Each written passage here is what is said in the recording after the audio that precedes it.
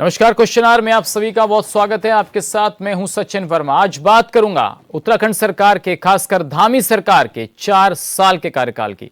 पुष्कर सिंह धामी के नेतृत्व वाली उत्तराखंड सरकार ने अपने कार्यकाल के 4 साल पूरे कर लिए और इन 4 सालों में धामी सरकार ने कई ऐतिहासिक और साहसिक फैसले लिए हैं। लिहाजा पार्टी नेताओं का कहना है कि 4 साल बेमिसाल हैं।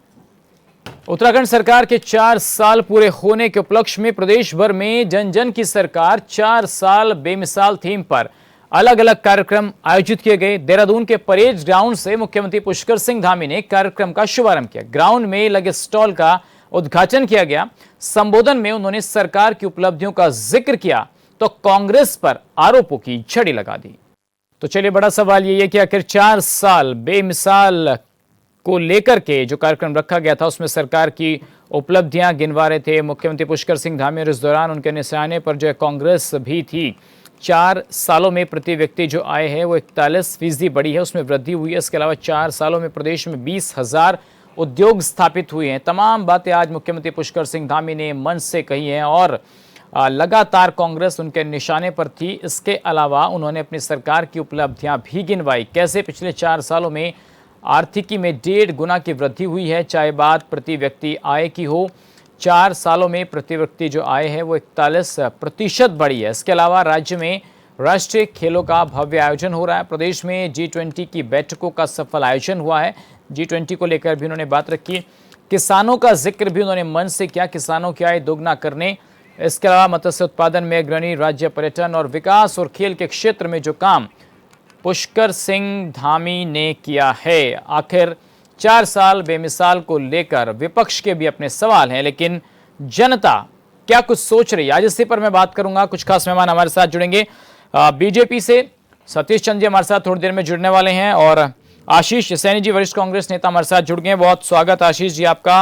अंकेश भंडारी जी, यूकेडी के प्रवक्ता, हमारे साथ स्टूडियो मौजूद, आपका भी स्वागत अंकेश जी। राकेश मिश्रा, राजनीतिक विश्लेषक, हमारे साथ स्टूडियो मौजूद, आपका भी स्वागत मिश्रा जी। समाज सेवी सुबह सिंह जी हमारे साथ स्टूडियो मौजूद है, बहुत स्वागत सुबह सिंह जी आपका भी। आशीष जी, आपने मुख्यमंत्री जी का भाषण सुना भी होगा, सरकार की उपलब्धियां भी गिनवाई और कहा कि भाई जनसेवा का काम हम लोग कर रहे हैं, नकल विरोधी कानून हम लोग लेकर आए, कांग्रेस के पास कोई मुद्दा नहीं है, प्रदेश को गुमराह कर रही है। भ्रष्टाचार कांग्रेस की सरकार में होता था, पटवारी भ्रष्टाचार घोटाला, दरोगा भर्ती घोटाला, इसके अलावा छात्रवृत्ति घोटाला, डेनिस घोटाला, केदारनाथ सामग्री जो वितरित हुई थी उसमें भी कांग्रेस ने घोटाला कर दिया। तो सर, लेखा जोखा लेकर आए थे मुख्यमंत्री आपका और अपना भी बता रहे थे। देखिए, माननीय मुख्यमंत्री जी को मुझे लगता है कांग्रेस फोबिया हो गया है। जब से उनके मंत्रिमंडल में कांग्रेस से आए हुए लोगों की संख्या बढ़ी है तो ये फोबिया बढ़ता जा रहा है। माननीय मुख्यमंत्री जी की 9 साल से राज्य में सरकार है और राज्य में सरकार होने के कारण जो छात्रवृत्ति घोटाले का वो जिक्र कर रहे हैं, जिसकी SIT हमारे सरकार के समय में गठित हुई थी और कांग्रेस के समय में ही उस पर कार्रवाई शुरू हुई।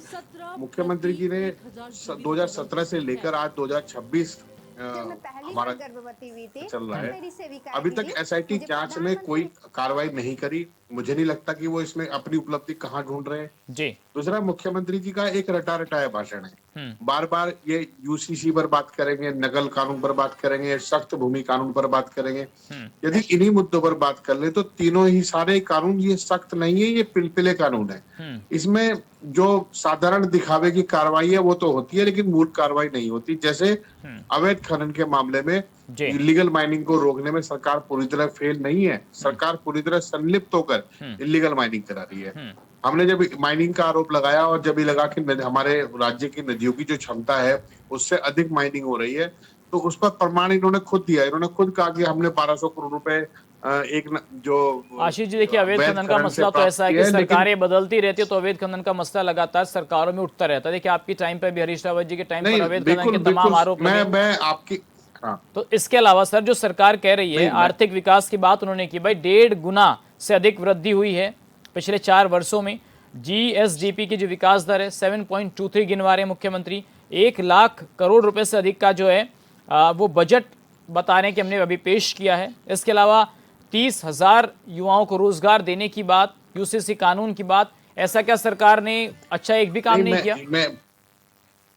जी जी, देखिए जो आपने विषय उठाए, मैं लगभग आपके ही चैनल पर कई बार इन विषयों पर चर्चा कर चुका हूँ। मैं शुरुआत करता हूँ कि 30,000 नौकरियां बता रहे हैं। जी। 30,000 नौकरियां बता रहे हैं। मैं कह रहा हूँ आज जिस समय ये डिबेट कर रहे हैं तो 85,000 नौकरियां राज्य में पद खाली पड़े हैं। आप उन पर भर्ती कब करेंगे ये इन्होंने अभी तक नहीं बताया। इन्होंने नकल कानून के मामले में सीबीआई जांच नंबर 1 की घोषणा करी थी, उसका मालूम नहीं है। और महिला सुरक्षा को अगर दृष्टिगत रखेंगे तो अंकिता भंडारी के मामले में सीबीआई जांच नंबर 2 कब होगी उसका पता नहीं है। जी। तो इनके पूर्व विधायक जिनकी बातचीत से इनके अनेक नेताओं पर आरोप लगे, उनके खुलासे हुए, तो उनकी जांच भी अभी तक जो राज्य की पुलिस कर सकती थी वो भी नहीं करी गई है। जी। और अंकिता भंडारी के मामले में जो चार्जशीट है वो भी गायब रखी गई, यानी भारतीय जनता पार्टी पूरी तरह से बलात्कारियों और व्यभिचारियों के संरक्षण में लगी है। अब मुख्यमंत्री जी बात करते हैं जीरो टॉलरेंस के, भ्रष्टाचार नहीं हुआ है। अभी मैं सुन रहा था कि छोटी मछली और बड़ी मछली की बात कर रहे थे। जी। निश्चित रूप से छोटी मछली और बड़ी मछली दोनों ही तरह की मछलियां इनकी रेंज से बाहर है। कारण जी। कि वो जैसे ही भ्रष्टाचार करते हैं और कोई नजर आप जैसे किसी वरिष्ठ पत्रकार की उन पर पड़ती है तो तुरंत बीजेपी में शामिल हो जाते हैं। जी। तो मुझे ये बता दीजिए ना मुख्यमंत्री जी, अपनी खुद की उपलब्धि कब बताएंगे? केंद्र सरकार ने हाईवे बनाया, उसकी उपलब्धि बता रहे हैं। जी। जो रेल राजमार्ग योजना 1995 से चल रही है, सतपाल नहीं, महाराज वो जी इसीलिए तब आशीष रेल जी डबल राज्य इंजन मंत्री हुआ सरकार है करते ना, थे। वो डबल इंजन की सरकार इसलिए तो बार बार बोलते हैं कि डबल इंजन की सरकार नहीं काम नहीं, कर रही है। मैं नहीं, डबल डबल इंजन पर भी आ रही हूँ। डबल इंजन का उपयोग और उसका कोई परफॉर्मेंस नहीं आ पा रहा है। डबल इंजन का नुकसान हमें उठाना पड़ रहा है। डबल इंजन का जो जो एवरेज पड़ रहा है जी। वो महंगा पड़ रहा है। ठीक है। आज एक चीज राज्य में बता दे, उत्तराखंड राज्य का एकमात्र उद्योग वो पर्यटन पर आधारित है। पर्यटन में आपदा से बहुत नुकसान हुआ पर्यटन उद्योग करने वालों को और कारोबारियों को। चलिए, ठीक है, मुझे ठीक है, मैं आपकी मुख्यमंत्री जी बातों अभी का तक जवाब ये दे नहीं देता हूँ। बता पाई कि सतीश हमने चंद्र उनकी जी क्या हमारे सहायता साथ, की है। बीजेपी के प्रवक्ता भी हमारे साथ हैं। सतीश जी, आपको आवाज आ रही है? चलिए, वो जुड़े नहीं है अभी तक। अंकेश भंडारी, अब सरकार लगातार अपनी उपलब्धियां गिनवा रही है और विपक्ष जो है वो निशाने पर ले रहा है, लेकिन इतनी चीज़ें सरकार गिना रही है पिछले 4 वर्षों में। मैं तो धामी जी के कार्यकाल का भी जिक्र करूंगा और उससे पूर्ववर्ती कार्यकाल जो रहा है बीजेपी का, तो क्या कुछ पॉजिटिविटी विपक्ष ढूंढता है या सिर्फ नेगेटिविटी ढूंढ कर लाते हैं आप लोग? सचिन भाई, 4 साल बेमिसाल आखिर किसके लिए?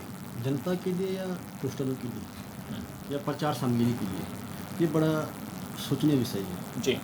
जहाँ तक बात मुख्यमंत्री जी के नारे, देखिए हर कोई सत्ता में चाहे कोई भी रहे वो अपनी बड़ाई करता है, लेकिन वास्तविक रूप से आकलन आप भी जानते हैं, आप पत्रकार हैं, आप तो बहुत अच्छे से जानते हैं, आपके पास सारा डेटा पड़ा होगा। और जहाँ तक पिछली बार का जो बजट है 24-25 का जो बजट है, उसमें 89 करोड़ का बजट था। 70 करोड़ जो हैं आपने खर्च किए और उसमें से 52,000 करोड़ जो है कि सैलरी और पेंशन इसी में जाता है। 13,000 करोड़ जो है आपने पूरे राज्य के ढांचे में खर्च किया जी। और जो 19 करोड़ है, 19,000 करोड़ वो जो है आपने जो ऋण लिया है इस प्रदेश में, आज ही प्रदेश कर्जे में डूबा हुआ है, उसको चुकाने में आपने 19,000 करोड़ खर्च किए। और उसके बाद जहाँ तक बात करें, आपने ढांचागत विकास में लगाया क्या आपने? आप ये बताइए ना। और आप बड़े बड़े दावे करने से सचिन भाई ये चीजें बदलती नहीं है। आप आज देखें सचिन भाई, आज आप देखें इनके पक्ष में क्यों आ रहे हैं बीजेपी के जब वो काम नहीं कर रहे हैं? आज देखिए, आप अब देखिए ना, आज नैरेटिव देखिए आज प्रदेश में क्या स्थिति है। लोग जाग रहे हैं ना उन चीजों को, लोगों को समझ आ रहा है ना कि प्रदेश की राजनीति क्या है और राष्ट्रीय राजनीति क्या है। राष्ट्रीय मुखौटा पर यदि प्रदेश के नाकामयाब लोगों को आप सत्ता में सौंप दोगे तो यही परिस्थिति होंगी। लोगों को समझ आ रहा है वो बात आज कि भाई हमने किन लोगों के हाथ में सत्ता सौंपी है। जनता को भी समझ आ रही है उस बात की। ऐसा नहीं है कि जनता को समझ नहीं है। और आज आप देख रहे होंगे सचिन भाई कि जिस प्रकार से महिला अपराध में प्रथम स्थान पे 9 हिमालयी राज्यों में उत्तराखंड है। चाहे NRCB के आंकड़े देखिए आप, शिशु उसमें जो हमारे बाल यौन जो उसमें अपराध हैं उसमें देखिए प्रथम स्थान पर है। जिस प्रकार से आज ये क्राइम कैपिटल के रूप में देहरादून स्थापित हो चुका है उत्तराखंड का। तो ये क्या 4 साल बेमिसाल ये हैं। आज हमारे युवा जो है बेरोजगारी में आप देखिए प्रथम स्थान पर उत्तराखंड आ रहा है। ठीक है। क्या ये आपने 4 साल बेमिसाल ये हैं आपके? महिला अपराध हो, चाहे आपके बेरोजगारी दर हो, शिक्षा और स्वास्थ्य की बदहाल स्थिति देखिए आप। शराब और खनन को आपने इस प्रदेश में राजस्व का सबसे बड़ा जरिया बनाया है, लेकिन उस राजस्व के कारण हमारे जो नौजवान नौनिहालों का जो भविष्य बर्बाद हो रहा है उसको कौन इंगित करेगा?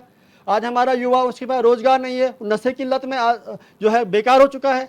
उसकी जो पहाड़ की जवानी हम बात कहते हैं, पहाड़ का पानी, पहाड़ की जवानी आज बर्बाद हो चुकी है। वो आपने हर घर ठेके खोलने की बात कर दी है।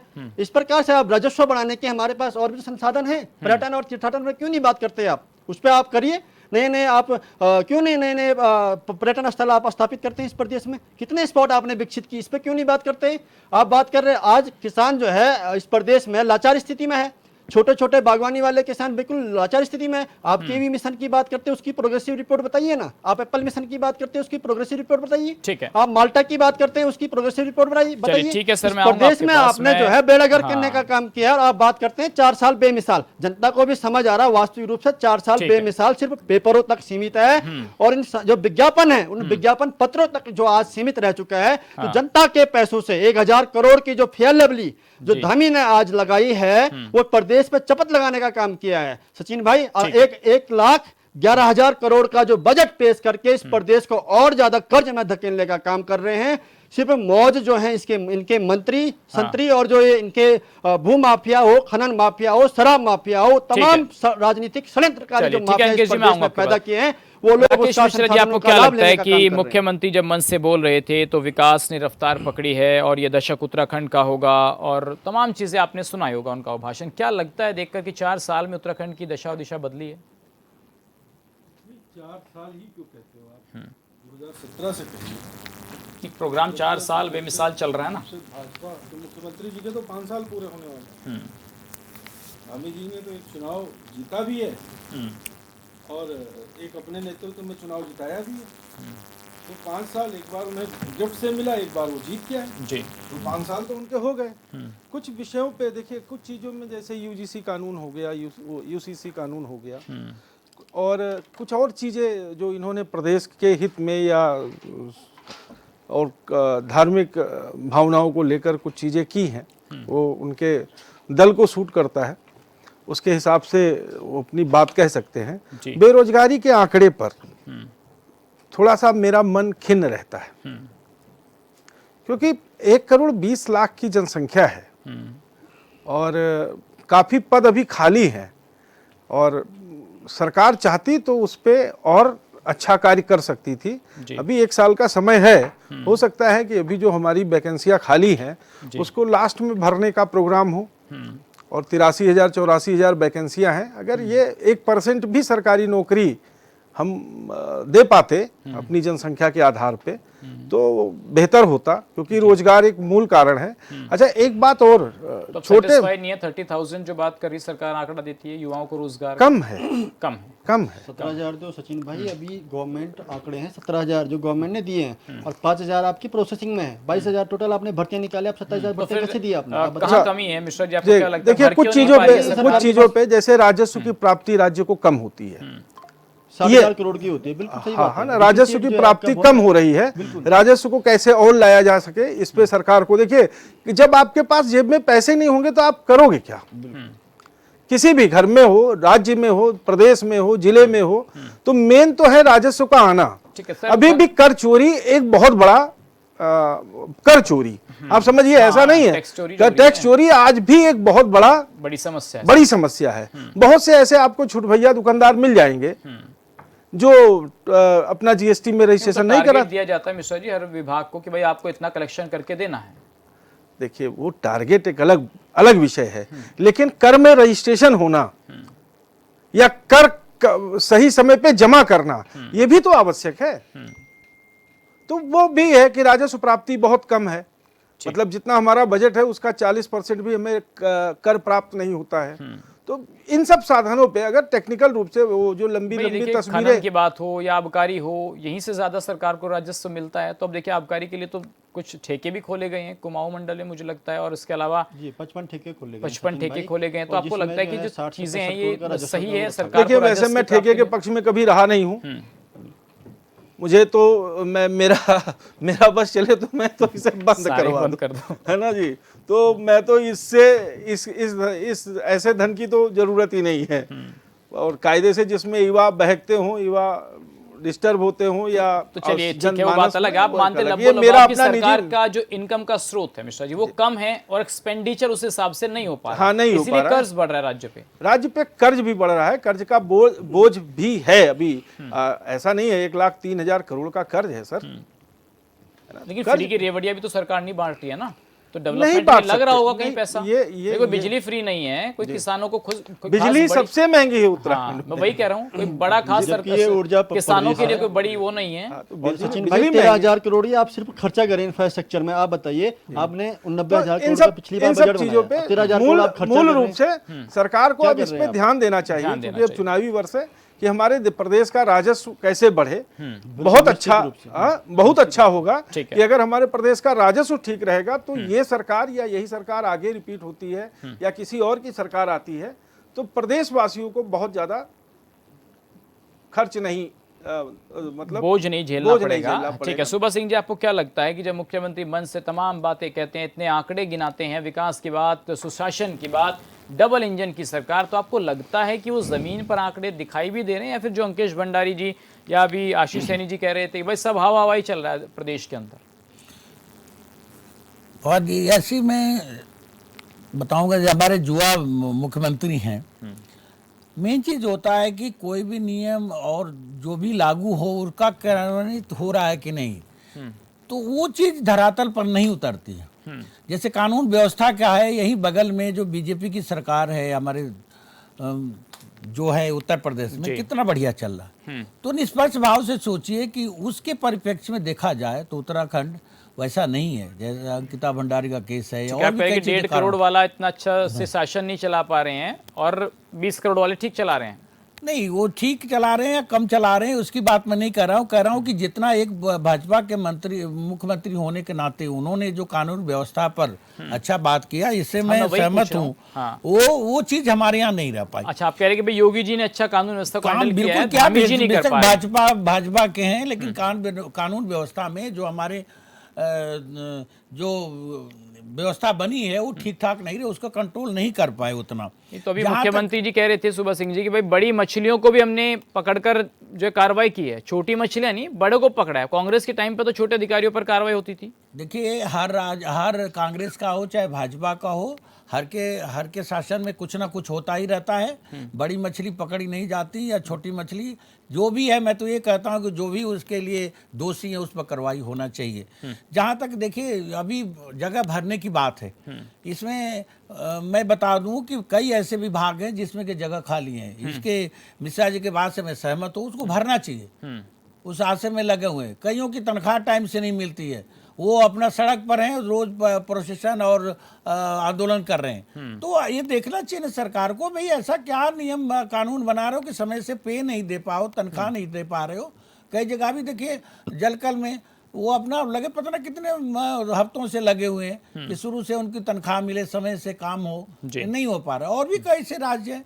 मेन बात है कि जैसे मान लिया आप कहें कि रोजगार दे रहे, आप उठा के देखिए कि शिक्षा विभाग हो चाहे कोई भी विभाग हो, जो जगह खाली है उसको तो भरो जी। आपकी जगह अभी कहते कि पैसे की कमी है या जो भी है, क्या कमियां है उसको भरना चाहिए। बीजेपी के प्रवक्ता तो अभी नहीं जुड़े हैं, मैं उनसे भी सवाल पूछना चाहता था, लेकिन सर आज फिर मुख्यमंत्री ने अपने भाषण में डेमोग्राफी चेंज का जिक्र किया और विशेष धर्म के लोगों को बसाने का काम कांग्रेस ने किया। और हमारी संस्कृति और सभ्यता जहां पर है वहां भी उन्होंने तीखा हमला कांग्रेस पर बोला कि ये चाहते हैं कि वहां जाकर के वो लोग मस्जिद बनाए, मदरसे बनाए। तो ये आरोप क्यों लगता है आपकी पार्टी पर? क्या आप मुस्लिम तुष्टीकरण की राजनीति करते हैं और उनको ज्यादा बढ़ावा देते हैं? बढ़ चढ़ के काम कांग्रेस करे मुसलमानों के लिए। देखिए, ये आरोप लगने का जो कारण है वो थोड़ा सा अगर इतिहास में जाएंगे तो हमें समझने में आसानी होगी। इतिहास ये है कि जब देश में डेमोक्रेसी आई तो बहुत से लोग हैं जिन्हें सत्ता जिनके हाथ से छिन गई और कांग्रेस ने देश की सत्ता जनता के हाथ में देने का काम किया। और जब सत्ता देश की जनता के हाथ में आई तो जिन लोगों को कष्ट हुआ वो आज भी तब भी कांग्रेस से खिलाफ थे और वो आज भी कांग्रेस से खिलाफ है। अब आइए मुख्यमंत्री जी की बात पर, जहां वो कहते हैं डेमोग्राफी खराब हो रही है, तो मैं तो मुख्यमंत्री जी से ही एक सवाल पूछ रहा हूँ, अगर आपको मालूम है डेमोग्राफी खराब हो रही है तो आप बताइए ना कि आपकी सरकार ने किया क्या है इसके लिए। पहली बात तो ये कि डेमोग्राफी वाला जो मामला है वो केवल हवा हवाई है, उसका ग्राउंड पर कोई क्लियरेंस नहीं है। पूरी दुनिया में अलग अलग धर्म, अलग अलग जाति, अलग अलग कल्चर के लोग सह अस्तित्व में एक दूसरे के साथ रहते हैं। हमारे उत्तराखंड राज्य के बहुत सारे नागरिक भारत से बाहर दुबई और ईरान में भी रहेंगे, तो दुबई में भी रहेंगे, तो सऊदी अरब में भी, और हर जगह मिलेंगे। वो यूरोप में भी मिलेंगे, अमेरिका में भी मिलेंगे, और इंग्लैंड में भी मिलेंगे।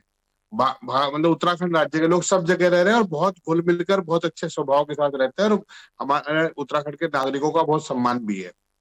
अगर ये कहते हैं कि डेमोग्राफी खराब है, तो ये प्रवासियों को जब यहाँ लाने की कोशिश कर रहे हैं और डेमोग्राफी खराब बता रहे हैं, तो सरकार अपना एजेंडा क्लियर कर ले। सरकार एक बार बता दे कि हाँ, हम राज्य में इन लोगों के साथ रहेंगे और इन लोगों के साथ नहीं रहेंगे। ये गली गली हर जगह जाकर अपनी विफलता का ढिंढोरा पीटना और बार बार वही भाषण देना। मैं मुख्यमंत्री जी के कुछ 4-5 भाषण है जिनसे मैं कम से कम बोर हो चुका हूँ। सख्त भू कानून, सख्त यूजीसी कानून, सख्त नकल कानून, और उसके बाद डेमोग्राफी खराब हो रही है, थूक जिहाद हो रहा है, लैंड जिहाद हो रहा है, ये सब हो रहा है। हम ये कह रहे हैं कि मैं मान लेता हूँ 1 मिनट के कि मुख्यमंत्री जी शायद ठीक कह रहे हैं, हो सकता है मैं विपक्ष में हूं, मैं गलती कर रहा हूँ। तो मुख्यमंत्री जी ये भी तो बता दें कि इसको काम को ठीक करने के लिए इन्होंने किया क्या है। इन्होंने मंदिरों पे ताले लगाने का काम कर दिया। आज ये होगा कि आप भी मंदिर जाएंगे तो एफिडेविट देंगे, कोई दूसरा एक जगह बैठा हुआ एक दूसरा आदमी कह रहा है कि नहीं, आप पंचगव्य पिएंगे, गौमूत्र का सेवन करेंगे। इसको यानी अब जिम्मेदार मंदिरों में ठहरा रहे हैं एंट्री पर भी सरकार को कि इनकी भाई सरकार सरकार ने के डेमोग्राफी गुमसंडों से चेंज को रोकने के लिए हमें क्या पूछ क्या पूछ कर किया। जाना पड़ेगा। मेरा एक सवाल जी। था जो मैंने पिछली बार ही पूछा हम्म कि 2 चीजें हैं राज्य के लिए। हम्म राज्य के लोग बच्चे जो थे वो सेना में जाया करते थे, ये अग्निवीर लेकर आ गई। बताइए मुख्यमंत्री जी अपनी पीठ कब तब आएंगी। जी। हमारे यहाँ पर्यटन का जो उद्योग है, चाहे वो होटल्स हो चाहे रेस्टोरेंट हो, ये उद्योग हमारे लोगों का एक सामान्य स्टार्टअप है। हम उस स्टार्टअप को करते हैं और बड़े गर्व से करते हैं, हम अपने मेहमानों का स्वागत भी करते हैं। तो मुझे ठीक। बताइए ना कि जब उसमें आपदा आई और उसमें नुकसान हुआ तो क्या आपने सहायता प्रदान की, या फिर निर्माण के क्षेत्र में, मैन्युफैक्चरिंग के ठीक है। सेक्टर में आपने कौन सी ऐसी यूनिट यहाँ पर स्थापित करी है जिससे आप कह सके कि ये मेरी सरकार में चलिए स्थापित हुई ठीक है आशीष जी, मैं आऊंगा यानी आपके पास। कोई एक अंकेश भंडारी जी, पैरामीटर। अगर नहीं, मैं इसमें मुख्यमंत्री। एक और जोड़ देता हूँ, जी। एजुकेशन का जोड़ देता हूँ। हाँ। इन्होंने कोई नर्सरी का स्कूल बनाया हो, कोई हायर एजुकेशन का संस्थान बनाया हो? नहीं बनाया। इन्होंने कोई हॉस्पिटल बनाने का काम किया? 5 मेडिकल कॉलेज कांग्रेस की सरकारों के समय में थे, वही मेडिकल कॉलेज आगे इतना ढोल पीट रहे हैं। आज स्थिति यह है कि हमारी जो जो स्वास्थ्य व्यवस्था है जी। उसे कमजोर होने का कारण है कि आरएसएस के लोगों के इशारे पर राजस्थान और मध्य प्रदेश के लोगों को उत्तराखंड में पैरामेडिकल स्टाफ में भर्ती कर लिया गया। ठीक है। आपका इमरजेंसी सेवा का जो स्टाफ है वो भी मध्य प्रदेश से आया हुआ है। चलिए तो ठीक है सर, सरकार, मैं आऊंगा आपके पास। मुख्यमंत्री जी अंकेश केवल भंडारी, अगर लगातार झूठ बोल रहे हैं। मुख्यमंत्री सरकारी भूमि को कब्जा मुक्त करा रहे हैं, 10,000 से 12,000 हो गई है, अवैध मस्जिद मदारों जो मज़ार हैं उनको तोड़ रहे हैं, सरकार की जो ज़मीनों पर कब्जे कर रखे थे, कहीं पर भी आपने देखा भाई स्टेशन के पास या प्लेटफॉर्म्स पर आप देखते हैं, या कहीं मेन हाईवे पर बरगद का पेड़ मिल गया उसके नीचे चादर बिछा ली। अगर ये चीज़ हो रही है और अपनी सरकार जो है कहीं ना कहीं संस्कृति विरासत को बचाने के लिए काम कर रही है, तो मुख्यमंत्री यही तो पूछ रहे हैं भाई विपक्ष को दिक्कत क्या है इस चीज़ में, अगर हम ये काम कर रहे हैं तो। जो जितने भी अवैध कब्जे हैं, सचिन भाई अवैध में यदि अवैध कब्जे हो रहे तो उससे दिक्कत किसी को क्या होनी है और क्यों दिक्कत होगी। यदि सरकार इस प्रकार का काम करे तो ठीक है। जिसने अवैध कब्जा किया है सरकार उसको अतिक्रमण को हटा रही है जी। तो उसमें तो कोई हल्ला ही नहीं कर रहा है ना। उसमें तो जनता सरकार के साथ है, विपक्ष भी सरकार के साथ है जी। यदि सरकार अच्छा काम कर रही है। लेकिन जहाँ तक आज आपने जो पॉइंट रखा है, जो आपने आज का जो टैग लाइन है कि 4 साल बेमिसाल, यदि मैं इस पे बात करूं तो इस 4 साल बेमिसाल में सरकार ने क्या किया, बात तो इसकी होनी चाहिए। और बात सरकार, धामी जी जब भी कभी प्रश्न उसमें घिरते हैं, जनता के सवालों में घिरते हैं, तो जरूर एक टैग लाइन लेके चलते हैं जो उनके मुफीद है। वो धर्म को लेकर के आते हैं और जब धर्म की बात करते हैं तो कमजोरी की निशानी होती है। जो सबसे कमजोर और डरपोक आदमी होता है ना, वो वही बात करता है। उसको जवाब देना है कि भैया आपने अंकिता भंडारी के केस में क्या किया, क्या निर्णय लिया आपने? सीबीआई जांच की क्या तक आज तक जो है संस्तुति हुई, तो उसके बाद क्या निकला उसमें, क्या पैरवी की आपने? बताइए, जनता के सामने स्टेटमेंट रखिए ना। आपने जो है युवाओं को भर्ती घोटाले में आपने सीबीआई जांच की संस्तुति की, लोगों ने जो यूथों ने आपको 8 दिन में वहां परेड ग्राउंड में घुटने के बल लेके आ गए, आपने जो है तुरंत सीबीआई जांच की संस्तुति कर दी, लेकिन उसका क्या निकला परिणाम? बताइए ना जनता के सामने, क्यों नहीं बताते हैं आप? बात जो डरपोक होगा, जो कमजोर आदमी होगा, वो सिर्फ धर्म की बात करेगा। अरे धर्म तो हमारा अनादिकाल से चलता आ रहा है, हम सनातनी लोग हैं, हमारे यहाँ 4 धाम है। तो वो ये दिखाने की कोशिश क्यों कर रहे हैं कि हिंदू खतरे में, उत्तराखंड में केदारखंड और मानस खंड के पुत्र हैं। कोई हमें यहाँ पर आकर के खतरे में है कि नहीं की बात करेगा, धर्म की बात करेगा, तो मुझे लगता है कि वो डरपोक आदमी है। और हमारा धर्म आज से नहीं, अनादिकाल से चलता आया है, और उसके लिए मुगलों ने, यहाँ मुगल आए, क्या किया? आज भी हमारा धर्म खड़ा है ना। सोमनाथ मंदिर में 17 बार आक्रमण हुआ, आज भी खड़ा है ना मंदिर। तो लड़ने वाले लोग भी तो ये कहने का मतलब, वो तो सनातनी होंगे जिन्होंने मेरा कहने का मतलब तो वही तो बीजेपी खड़ी है। मेरा कहने का मतलब ये है, सनातन के लिए हमें सर्टिफिकेट लेने की आवश्यकता नहीं है, लेकिन बात होनी चाहिए प्रदेश के हित की। जो प्रदेश की हित की बात करेगा, प्रदेश के लोग उसके साथ खड़े होंगे। जो प्रदेश में पलायन रोकने की बात करेगा, शिक्षा स्वास्थ्य की बात करेगा, सड़क की बात करेगा, बिजली पानी की बात करेगा, जो यहाँ युवाओं को रोजगार की बात करेगा, जो यहाँ रोजगार देने की बात करेगा, पहाड़ों के विकास के लिए एक सुदृढ़ रोड मैप की बात करेगा, हमारे 4 धाम हैं उनके लिए कैसे व्यवस्थाएं सुदृढ़ हो, कैसे हम रोजगार के नए अवसर पैदा करें, कैसे वहां आपको लगता है कि सरकार इन पे कुछ काम कर ही नहीं रही है? अंकेश भंडारी, सरकार कोई काम कर ही नहीं। मिश्रा जी, आपको क्या लग रहा है कि भाई तुष्टीकरण की राजनीति, डेमोग्राफी का चेंज, लैंड जिहाद, ये तमाम चीजें मुख्यमंत्री ने आज भी मंच से कही और आप तमाम सुनते हैं, तो क्या रिएक्शन आपका इस पर? देखो, अभी जो मुख्यमंत्री जी ने बताया लैंड जिहाद हुआ, 10,000 एकड़ जमीन या जो भी हेक्टेयर कह रहे हो, वो तो खाली तो करवाया गया है ना, कहीं ना कहीं कब्जे में तो था जी। तो सरकार का ये सराहनीय कदम है। मैं भी अधिकार नहीं रखता हूं किसी की जमीन कब्जा करने का, और शायद सैनी साहब भी नहीं रखते, अंकेश भाई भी नहीं रखते, और भाजपा के प्रवक्ता भी नहीं रखते। अगर ये भूमि सरकार खाली करा रही है तो ठीक है। नहीं, वो ये कहते हैं कि जब सरकार कमजोरी में आती है, बताने के लिए कुछ नहीं होता, तो फिर आ जाओ लैंड जिहाद पर, फिर आ जाओ पाकिस्तान पर, फिर आ जाओ मुसलमान पर। काम जो सरकार ने काम किया है वो तो वही बताएगी ना। भाई सरकार ने लैंड जिहाद पे काम किया तो सरकार अपना लैंड जिहाद बता रही है। सरकार है ना, वो ठीक किया ना। नहीं ठीक है भाई, हम कहते हैं उत्तराखंड की जमीन है, अगर वो किसी के कब्जे में थी, मान लिया हिंदुओं के कब्जे में थी या मुसलमानों के कब्जे में थी या सिखों के कब्जे में थी या ईसाइयों के कब्जे में थी, जिसके भी कब्जे में रही हो, अगर सरकार ने अपनी भूमि खाली करवा ली जी, तो बहादुरी का काम किया है। एक चीज मैं कहना चाहूंगा जी, इसमें एक तरफा ये कह दें कि भाजपा सरकार या 2 डबल इंजन की सरकार बिल्कुल कुछ काम नहीं किया, ये गलत होगा। देखिए, चाहे सड़कों की बात हो, चाहे अभी हमें मिश्रा जी का क्या नाम लें, बीच में अभी एक दिन उठाया था कि दूरसंचार के बारे में, तो इसमें मैं आपको बता दूं कि ये सरकार जो डबल इंजन की सिन्हा वो जो हैं, उन मंत्री जो हैं सेंट्रल के और स्टेट के, यहाँ से मतलब स्टेट से तो जो भी जमीन वगैरह के लिए मिली, काफी कुछ टावर लगाए गए और चाइना बॉर्डर कहाँ कहाँ सब कुछ है, लेकिन मेन बात है उसका संरक्षण। 1 मिनट, उसका संरक्षण। अब मालिक की इंजन चलाना है, बिजली चली गई तो डीजल पड़ रहा है, नहीं पड़ रहा है, कैसे चलेगा? तो टावर चलना चाहिए। तो ये काम सराहनीय किया, बहुत से टावर लगे हैं। अब वो जो कनेक्टिविटी मिल रही है, जहां तक सड़कों की बात लीजिए, बहुत कुछ काम हुआ है। देखिए, अभी दिल्ली जाने के लिए कितना टाइम लगता है, 1.5-2 घंटा तो ये देहरादून से बाहर ही लगता है। आशीष जी कह रहे थे कि अपनी तो बता दो उपलब्धि, कुछ आप केंद्र सरकार की बताते रहोगे, तो मैं तभी कहा कि नहीं भाई, वो डबल इंजन की सरकार, इसलिए तो बोलते हैं बिना स्टेट गवर्नमेंट के सहयोग से नहीं होगा। वो काम किया है, बिल्कुल ऐसा नहीं है कि यंग चेफ है, काफी कुछ मेहनत किया है, लेकिन जितना उनका सहयोग उनके कर्ता धर्ता उनसे मिलना चाहिए, वो नहीं मिल पाया। और आशा नहीं, उम्मीद करते हैं हम कि आगे चलकर अगर आते हैं तो जो विपक्ष बात उठा रहा है उस पर ध्यान दें, उससे उनके ऊपर छिटाकशी न करें। वास्तव में गलती है तो उसको सुधार करें, आगे उत्तराखंड का विकास करें। मुस्लिम तुष्टीकरण की राजनीति करती है, अपीजमेंट की राजनीति कांग्रेस, जो आरोप मुख्यमंत्री लगाते हैं, वो तो बिल्कुल मैं बताता हूँ मिश्रा जी, ये तुष्टीकरण वाली रीत तो कांग्रेस ही करती रहती है, और तो सब जानते हैं, आप भी जानते हैं, हम भी जानते, सब जानते।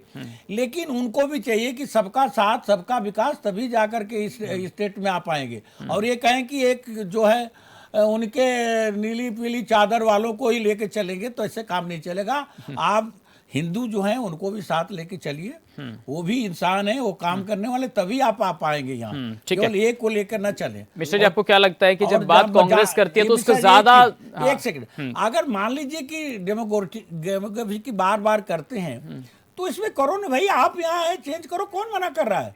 यहाँ बांग्लादेशी नहीं आए हैं, ठीक है। आए हैं तो आप भी जानते हैं, हम भी जानते हैं कौन आए हैं, लेकिन हैं अगर यहाँ के इंडिया के भारत के रहने वाले तो कहीं चलिए नहीं सर, आएंगे। मेरे साथ ना बीजेपी के प्रवक्ता जुड़ गए, मैं आऊंगा मिश्रा जी आपके पास। प्रभा बंधु जी हमारे साथ जुड़ गए। प्रभा जी, आप थोड़ा लेट जुड़ी, स्वागत है आपका HNN पर।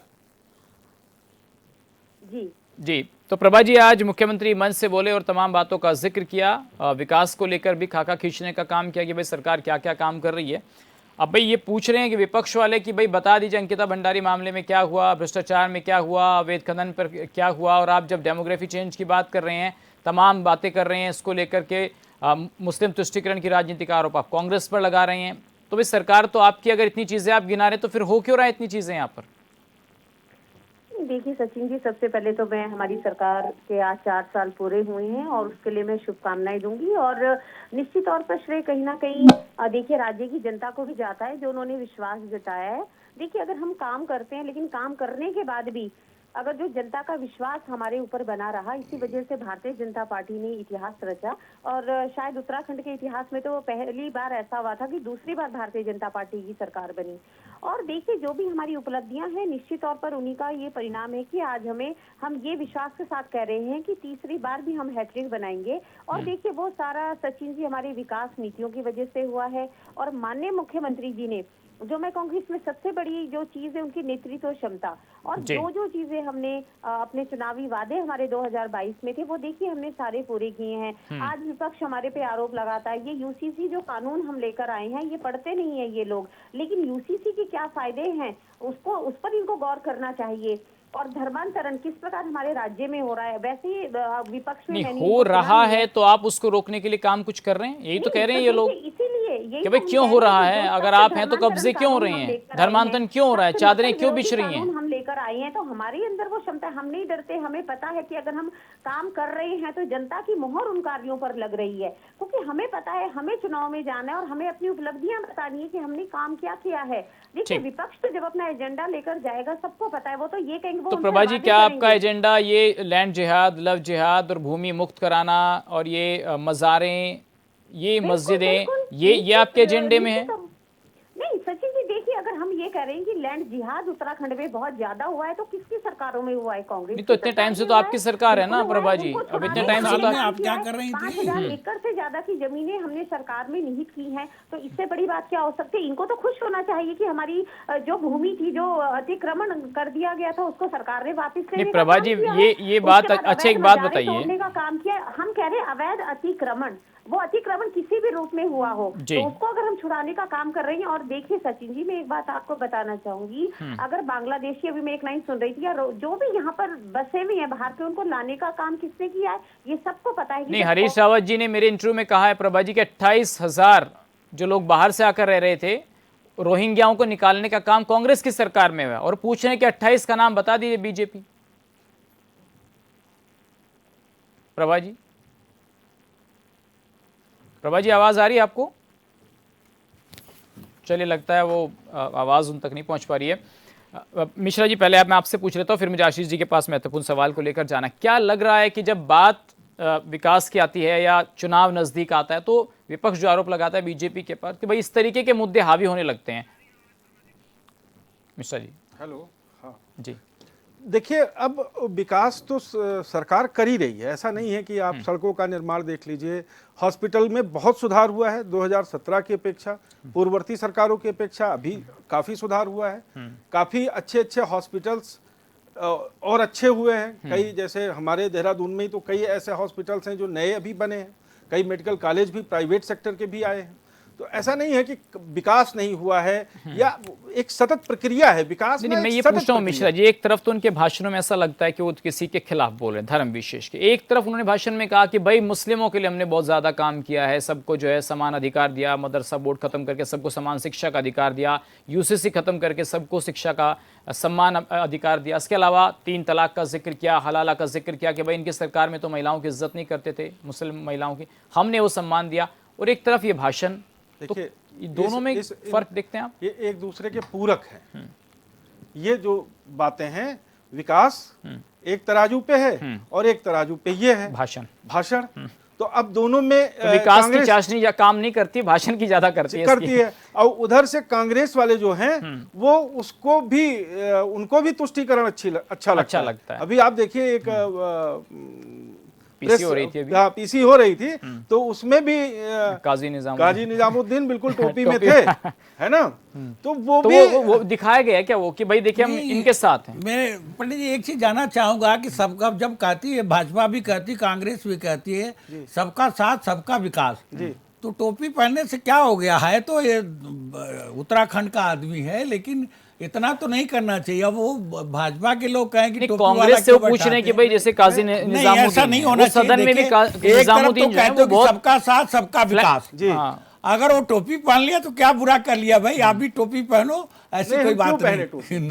नहीं पहनो तो आप उनका अनादर मत करिए। नहीं तो कोई मुस्लिम जनेऊ भी तो नहीं पहनेगा, कोई मुस्लिम जनेऊ नहीं पहनेगा, तो फिर एक सनातनी टोपी क्यों पहने? लेकिन ये जो अभी रोजेदार थे ना, देखा आपने, एक चीज आप बताइए, पार्टियां हो रही थी रोज मुझे ना शाम। उसको उत्तर प्रदेश में उनकी राजनीति बहुत अच्छी लगती है। किसकी? वो टोपी वाली जो राजनीति हाँ, है, लाल टोपी।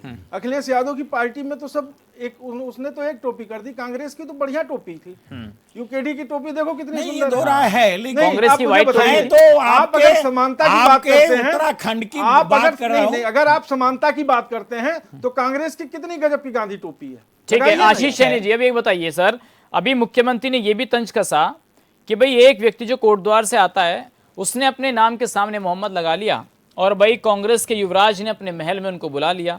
अगर उन्होंने मोहम्मद ना लगाया होता तो अब से पहले दीपक वहीं रह रहे थे, क्यों नहीं चले गए राहुल गांधी उनसे मिलने या उनको अपने महल में बुला लिया होता? आशीष जी, राजनीति ये सवाल मुझसे। जी आशीष जी। जी देखिए, अभी मैं इसका जवाब दूंगा, लेकिन अभी राकेश जी ने एक बात कही, मिश्रा जी ने, कि काजी जी ने टोपी लगा ली। इससे पहले इन्होंने एक विषय और उठाया था हॉस्पिटल्स का। इन्होंने कहा कि भाजपा सरकार में स्वास्थ्य व्यवस्था अच्छी हुई है। मैं इस बात को खारिज करता हूँ ये कह के कि फर्जी अस्पताल सबसे अधिक भाजपा के अस्पताल में राज्य में खुले हैं। जो सरकारी अस्पताल है उनकी स्थिति ये है कि वो केवल रेफर सेंटर बन के रह गए, और एक योजना जो आयुष्मान कार्ड के नाम पर चलाई गई वो केवल आयुष्मान लूट योजना बनकर रह गई है। कम से कम भी करोड़ों रुपए अनेक अस्पतालों का बकाया है। गोल्डन कार्ड योजना का भी 500 करोड़ रुपए बकाया है। इससे अब पता लगता है कि स्वास्थ्य के प्रति कितना गंभीर है। दूसरा, आपने कहा कि काजी जी की, देखिए कांग्रेस 20% मुसलमान की राजनीति नहीं करती, कांग्रेस 100% भारतीयों की राजनीति करती है, और भाजपा 80% हिंदुओं की राजनीति नहीं करती। वो केवल अपने 35%, 38% जो बीजेपी के वोटर है केवल उनकी राजनीति करती है, और उनकी राजनीति में ये है कि सबसे अधिक शोषण भी उन्हीं का हो रहा है। आप बताइए, ग्रीन हाउस का पैसा, ग्रीन हाउस जो हमारा पैसा आना था वो कब आएगा, उसका बजट का कहीं पता नहीं है। एक विधायक हुआ करते थे, मैडम उनकी बात प्रभा जी एक मिनट, प्रभा जी पहले उनको सुन लेते ना, ग्रीन हाउस उत्सर्जन की बात करते थे किशोर उपाध्याय जी, और आज वो घाम ताप रहे हैं बैठकर। आज वो ग्रीन हाउस का जो बजट हमारा 10,000 करोड़ रुपए का हर साल आना है उसके बारे में बात नहीं कर रहे। इसीलिए मैं कह रहा हूँ कि बीजेपी के हर स्टैंडर्ड में मैं बिल्कुल, आप जितने भी समय रखेंगे हर एक विषय पर बात कर लीजिए। एक भी सब्जेक्ट, अभी हाईवे की बात आई, हाईवे अभी सुभा सिंह जी ने कहा कि वो राज्य सरकार की भी उसमें बहुत बड़ी सहभागिता रहती है। तो क्या जो हाईवे में भ्रष्टाचार हुआ उसमें राज्य की सरकार की भागीदारी है या नहीं है, या केंद्र सरकार की है, या सर कुछ अच्छा भी देखेंगे नहीं आशीष जी, हर चीज में नेगेटिव भी देखेंगे।